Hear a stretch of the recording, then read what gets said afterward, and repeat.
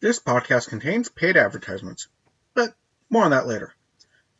Welcome to the O'Connor Bootstrap Podcast, where I discuss how you can grow your business by the bootstraps. This applies to all entrepreneurs, from the person just starting up to the one that is already well established. My goal is to help you grow. I am your host, Isaiah O'Connor. Okay, so today I'm going to continue on to Michael Porter's 5 forces that shape competitive strategy breakdown. Yeah, that's a mouthful. However, this is an important mouthful. So I'm going to jump into this one. This one's really, really deep. There's a lot of articles on this. Just to let you know, this is just sort of a little introduction to the concept. This is one of those concepts that I highly suggest going in, reading the original articles, reading articles on it. There's a lot better presentations on this, a lot better, deeper articles on this that you can dig into. It's been around for a long time, so this is nothing new. My goal with today's podcast is just to let you know it's out there. If you haven't come across it before, if you have, great. If I miss anything, please don't beat me up over it. This is just a basic intro to a very deep and complex subject that I highly suggest all business people and bootstrappers, everybody else, dig into and go in from here. This is just a little free sample. First one's free, I guess. If you want to talk more about it with me, you can contact me. Use your free hour right now for the month of April because of COVID-19. Give me a call. We'll talk about it. We'll chat. Free consultation. And yeah, maybe I can help you work this out. Anyway, let's jump into this. So what are the 5 forces that shape business? Well, let's jump into them. Now, if you look up online, you type this in, you will find a lot of pictures, and most of these pictures show all these 5 forces visually represented as 4 arrows pointing into a center circle. The center circle being the kind of the total, they all contribute to the center. The center is competitive rivalry. These are the 5 forces that drive competition. And there are 5 forces that you need to pay attention to when it comes to your business and how to compete against your direct competitors, indirect competitors. I'll get into that in a moment. And how to be kind of ahead of the curve when it comes to changes in business, changes in potential competitors, etc. So let's start with the easiest one for me to explain. And the first one is your supplier's power. When you're in business, everyone needs a supplier of something. You need to be supplied with a product or service to make your product or service run. My business, it's balloons. I need balloons. So the more power my balloon supplier has over me, the less power I have, and it can hurt me in the long run. And this goes into supply chain as well. This is where if you only have one supplier that can supply your key component, they have all the power over you. They can charge whatever they feel like. They can cause your cost to skyrocket or drop very drastically. They have the power, you don't. The more suppliers you have, the more potential places you can go to get different supplies. The less power a supplier has over you, the better deal you can get, the better it is for you.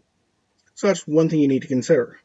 Now, for example, I have a very good relationship with my balloon supplier. I'm pretty locked into them. I primarily source. However, if something comes up and they cannot provide me balloons, I have a secondary supplier I can go to, and a third, and a fourth. And if really, really bad things happen, I even have a fifth supplier for an emergency. But that's way down the line, and I really don't like these other suppliers. I don't want to use them, but I can in case I need to. Now, because I can go anywhere I want, that limits the power my supplier has over me. Now, I prefer to use my supplier. My supplier's a great guy. Really, really takes good care of me, has very, very high service levels, and has never let me down, so no fear there. However, something happens, they get shut down for a week, whatever, I have backup plans. So supplier power is important. It's something to consider. Again, supply chain, this is something you've got to think about when you're in business. Do my suppliers, are they holding all the cards? Do they control my business in a way? So that's an important one. And then the equal but opposite part of that is buyer power. Do your clients have the power to force your hand? Do they have more power than you do when it comes to choosing? Now, that can be, again, this is just scratch service. If you have a lot of competition with a lot of your product, say you're in a fairly flooded market, say coffee, your buyers have a lot of choices. They can choose between a lot of different competitors. They can choose between prices. They can do whatever they want because there's a lot of options for them. So the buyers have a lot of power. Norway, where I live, is one of the top 10. It's been a while, but usually in the top 10 of the highest coffee drinking nations per capita in the world. Top 10. Norwegians drink a lot of coffee. Now, there's only one Starbucks in the town I live in, believe it or not. But there's still just as many coffee shops in Kristiansand as there are Starbucks in most places. You walk down the street, you'll see a coffee shop, walk up another couple of stores down, you'll see another place that sells coffee, if not a direct coffee shop, a bakery sells coffee, or a restaurant that gives out free coffee, or there's coffee all around. There's multiple coffee shops. Some of them have baked goods, some of them don't, some of them have all organic. There's a drive-through. There's coffee shops galore here. So if you're buying a cup of coffee, you have a lot of power. You can choose from the high-end gourmet coffee with lots of flavors and whatnot, or you can just go into the ubiquitous mini mart, jump in there and buy a cheap cup of coffee real quick. So there's a lot of coffee shops. Because of this, there's very few coffee shops that only sell coffee and nothing else because you can't survive. You have to have some sort of baked goods to go with it, some twists, some turns, something to draw your customer in because the customers have a lot of power. They don't have to buy from you. Now, on the flip side, my suppliers, the customers don't have a lot of choices. I've got 5, but that's my backup plan on top of my backup plan. And each of these suppliers one of these suppliers is in country. The rest are all outside of Norway. So I will have to go overseas to bring in product. So I'm very happy with it, thankfully. But just to give you an idea, even with something like a balloon distributor, your client may be you may be the only source from them. So they have a lot less power in that regard. So just give you an idea. So on one side, you could have a distributor that they're the only ones that supply this product, and your customer's stuck. You have more power. The more people, the more competition you have, the more power the client has. So it goes back and forth. And they still kind of balance each other out. Suppliers, customers, more suppliers, less customers, less competition, back and forth. Those are two equal but opposite kind of forces in there that drive the competitive rivalry. Again, this all drives back forces. These are all part of the competitive rivalry that's going on. Then you have the threat of newcomers, up-and-comers. This is especially true if you're in a business with low barriers to entry. The easier it is for people to come in, the higher the threat of newcomers coming in and taking away your market share. Now, I'm in one of these low barrier to entry places, balloons. It's very easy to start in balloons. It's very hard to grow and thrive in balloons, I can tell you. Now, again, with this barrier to entry, yeah, you're going to face a lot of newcomers coming in. And how you deal with this, and I'll go back to buyer power, I forgot to talk about that. How you deal with newcomers is knowing business. I think I mentioned that last podcast. But the better you are at business and understanding how to operate a business versus just doing your thing that you do, the better chance of surviving against all the newcomers coming in. So take, for example, a mechanic. I've been using the balloon industry a lot, but say a mechanic. It's very easy to have a mechanic who is an excellent mechanic open up their own garage and start working on cars. A lot of people do. It's a very simple, if you have the training, a very simple, direct way to start your own garage and start fixing cars. So with that, there's low barriers to entry. There's a lot of people that can open up a garage. Now, how do the big garages, how do they survive against newcomers? Well, first of all, they need to know the business. They need to know the business in, how to charge people, how to build customer loyalty, how to provide high quality work in the least amount of time possible, because you need to get as many cars through your shop as possible. You need to be able to provide good customer service. You need to be able to run your books. You need to be able to not pay too much taxes or too little in taxes. There's a lot of business that is not easy to do. You also need to know how to market and sell your services.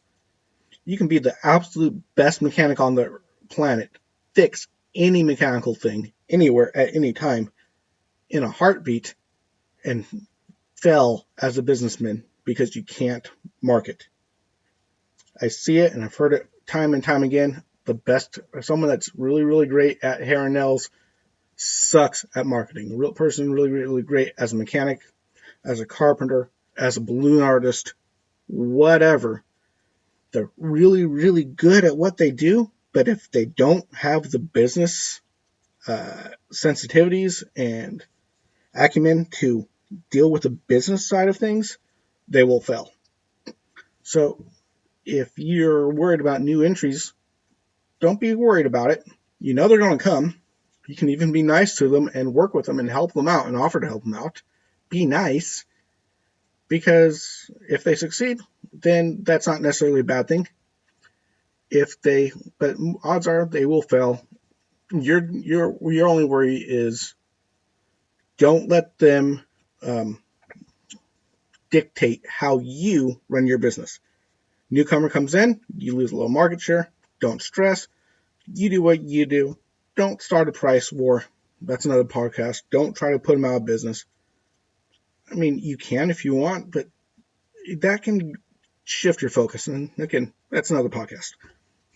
But just make sure that your business model is strong. Make sure that your way of getting and keeping and retaining clients is the best way to do. Make sure people have a lot of value for what you do. Make it so that, for example, you are the more professional, you provide the better service, you provide the higher quality.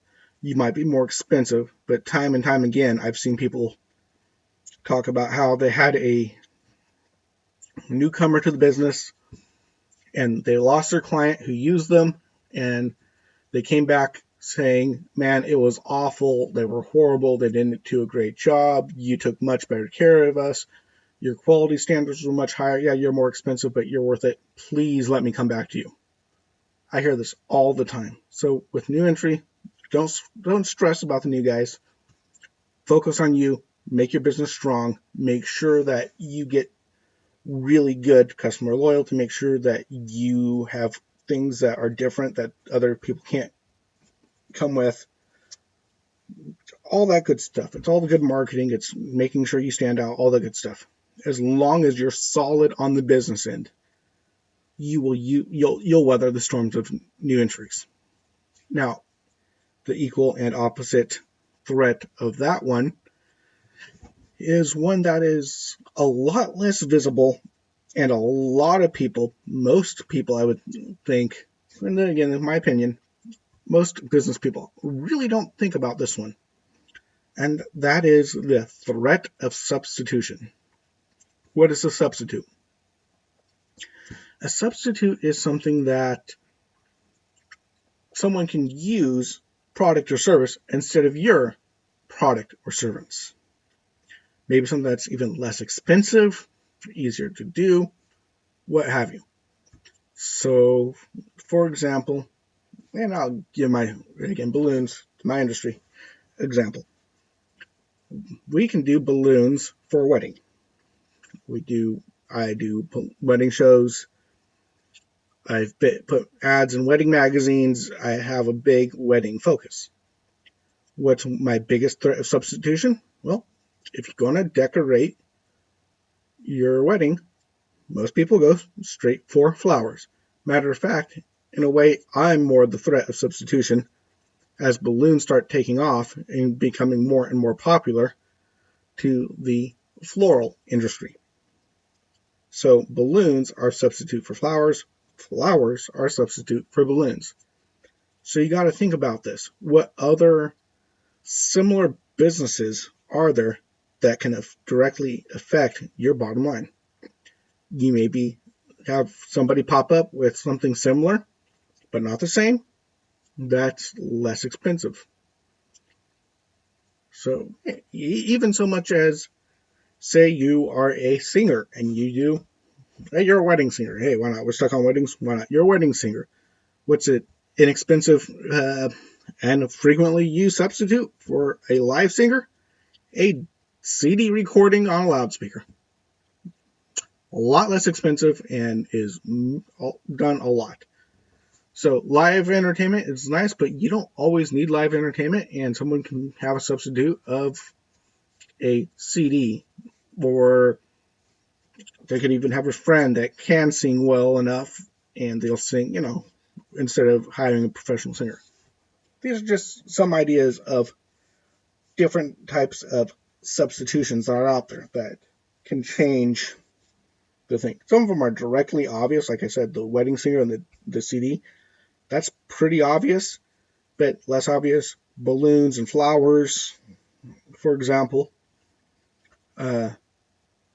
If you run a taxi service, your substitution could be someone riding a bike or taking a bus.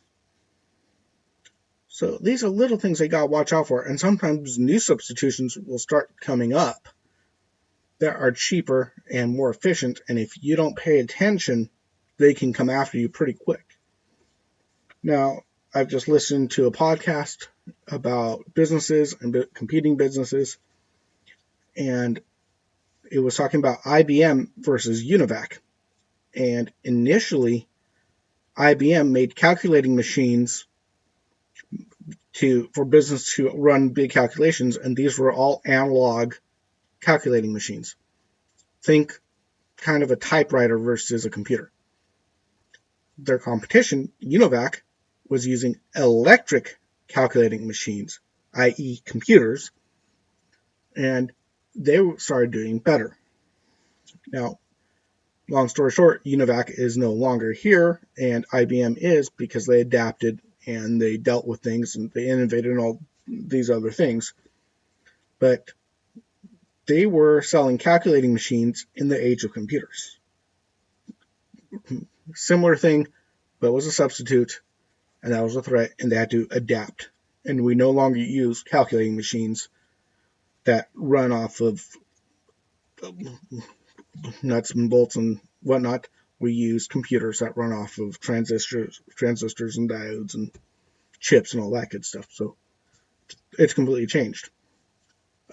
Electric lights substituted and eventually replaced gas lights. Goes on and on. So whatever interests you, always be aware of possible substitutes, other things that people do. What do you do with substitutes? Well, find out why you're different and why you can be better or why you bring more value than that substitute. Or even find a way to integrate with that substitute.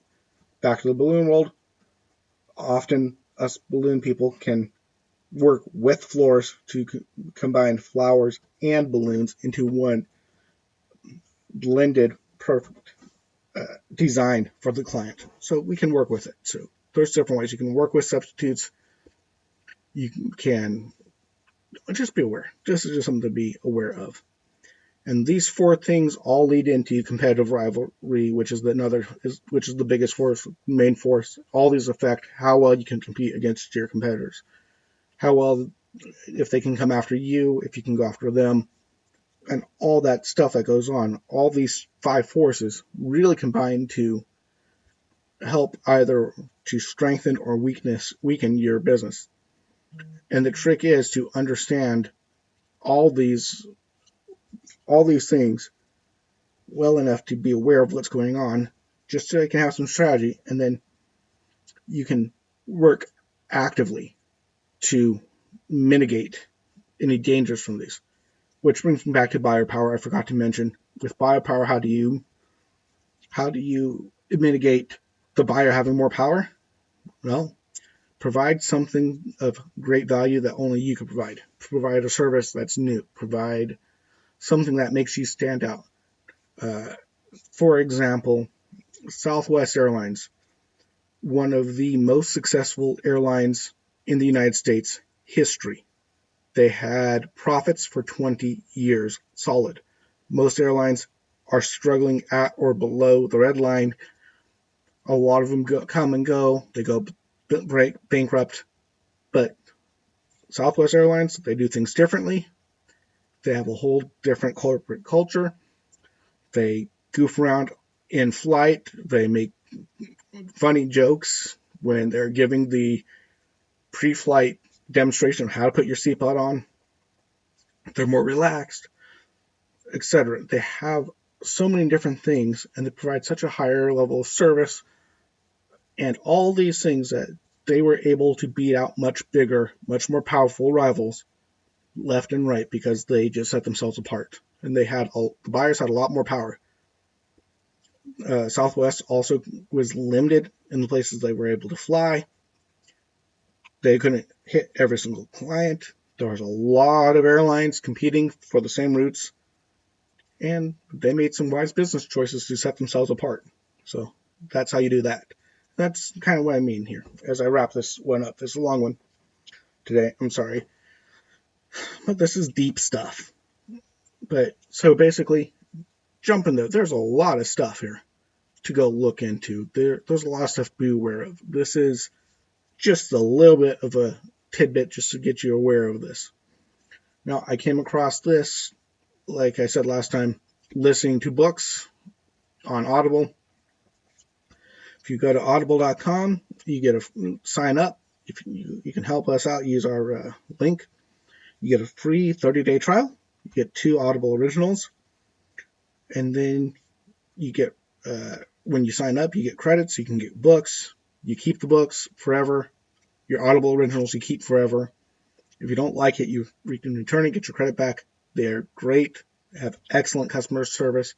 I've used them for years, and I have something like 90 some odd books I've gotten from them over the years. And that's a lot. And yes, I've listened to every one of them. I think maybe one I haven't listened all the way through. But still, it can bring you great information, something to do while you ride your bike, while you're out working out, while you're cleaning the kitchen, while you're driving between clients or whatever. It's a great way to grow your business by listening and learning more about stuff when you're not listening to my podcast, of course. So go check them out. If you use a link, it helps us out. it'd be great. Anyway, yeah, that was a heavy load. I'll talk a little bit more about competition and competitors next week. So, or next week, next podcast. You have a great day. Talk to you later. Bye bye. Oh, before I forget, of course, right now, the half an hour consultation you're about to hear about in my pre recorded ending is now a 1 hour free consultation. Plus, if you're $10 or more a month Patreon supporter, you get a 4 hour free consultation with that, or not free, but a 4 hour consultation if you're $10 a month or above Patreon donator, as well as access to a few more resources from me. You have a great day. Bye bye. Okay, just as a reminder, we do offer a free 1/2 hour, no obligation consultation. All you need to do is go to our website and contact us through there, or you can contact me directly at my O'Connor Bootstrap podcast Facebook group or our Atheoz.com Facebook page as well. And if you would like to support this channel, the best thing you can do, of course, is to like and share and subscribe. That helps the most. Or you can check out one of our affiliate links. And of course, I do have a PayPal and a Patreon account, and the links will be in the description below. Thank you very much. You all have a good day. You have been listening to the O'Connor Bootstrap podcast and Atheoz Business Solutions podcast. For other podcasts, past episodes, and related blogs, please check out our website at www.atheoz.com. That is www.atheoz.com or theoz.com.